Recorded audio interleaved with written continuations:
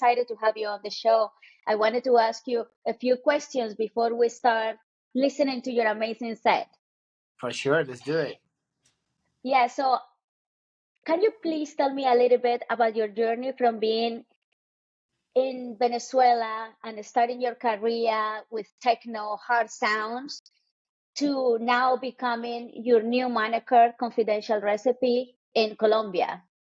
Oh yeah, for sure. It's a long story. I'm gonna try to make it short. I started in music around 2007, beginning 2008, I would say, and started playing the harder styles of electronic music, hard techno, hard groove, even some hardcore in that time. But the sound was way different than what we hear now from the harder Mm-hmm. sounds, I would say. I have started playing those sounds for about 8 years, I would say 7 years, and then personal stuff. I grow up musically. I started going to different parties, listening to different artists, producers, and I found myself kind of bored.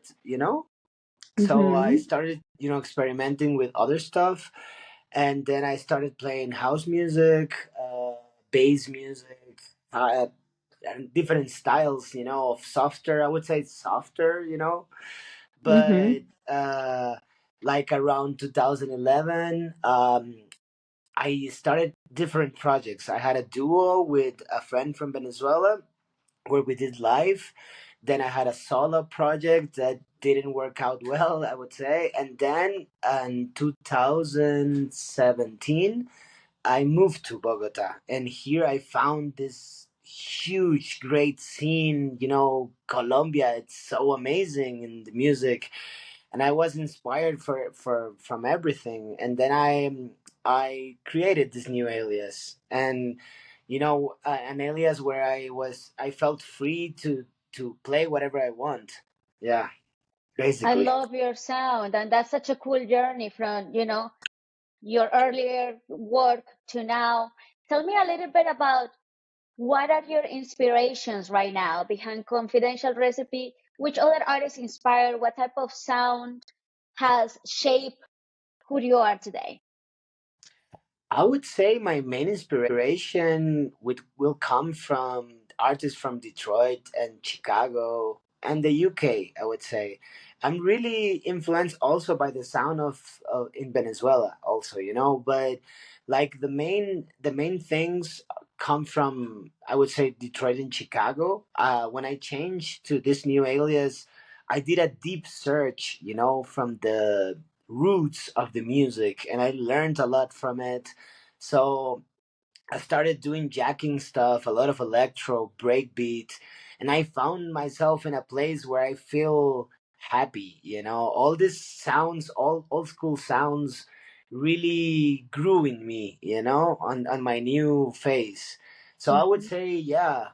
From there, Detroit, Chicago, UK, artists that inspired me, I would say the late Paul Johnson, uh, uh, from UK, Mark Broom, Radio Slave, Luke Slater, many artists. It's hard to pick. Yes, yes. Oh my God, that's so inspiring to hear that you did such a deep dive and that, I hear such a mature style now from you from Confidential Recipe. And I Yeah, know that you have played so many shows, and you have put a lot of your own parties in yeah, Venezuela, now in Colombia, and you have played a lot in Europe and around the world. yeah. Can you tell me something that can, for example, in your own career, in terms of making your sets really memorable and really special for the crowds, and you have so much experience with different cultures and playing for different type of people, what is something that you'll say that in your experience throughout this time has helped you connect more with the crowds, make your sets so special? Because I hear you play, and it's such a spiritual experience almost. I would say it's that I play many different styles when I play a gig, and something really unique, I would say, that I play a lot of unreleased music from me. I have played many shows with other artists, and they some comment one comment that comes a lot is that all the artists told me like, "Hey, you play a lot of your stuff," you know. Usually when That's I play like back to amazing. backs, yeah, usually when I play like back to backs, the other artist is like, "Whoa, you're only playing your music," you know. I like to do a lot of loops and stuff that people will only hear in my sets, you know, so that makes it kind of unique. I also don't like to keep the monotony. You know, I play techno and I play house music a lot, but normally when I'm in a lineup where I'm not the headliner, I'm getting booked to play mainly techno or one style. But when I'm headlining the event, I play so many different styles. So I like people to expect the unexpected. You know, so I Oh, it's think like a that roller that can be coaster. special. Yeah, It's like a roller coaster. You're taking me on a yeah, ride. yeah. So cool. Could you share any like moment for you of all these times that you have played in different countries that has been really special for you? A moment that you say, wow, this is the type of moment I keep doing this for, you know? There's many, I would say there's many gigs memorable, but like in recent history, I would say I played in Barcelona last December, and I played a really legendary club there called Mook Club, and it's a Mook. small club, but the connection this you can make with the crowd there, these are the kind of clubs or nights that make me, you know, feel that I need to do this. It's my calling. This kind of nights when you play That's like small amazing. club but really intense. I would say these are the best ones in all my career. I've played really big parties, clubs, and festivals, but for me the best is to have a good connection with the crowd. So small venue is always the best. And I would say this was one of the highlights of last year. Closing the year there was so amazing. Yeah.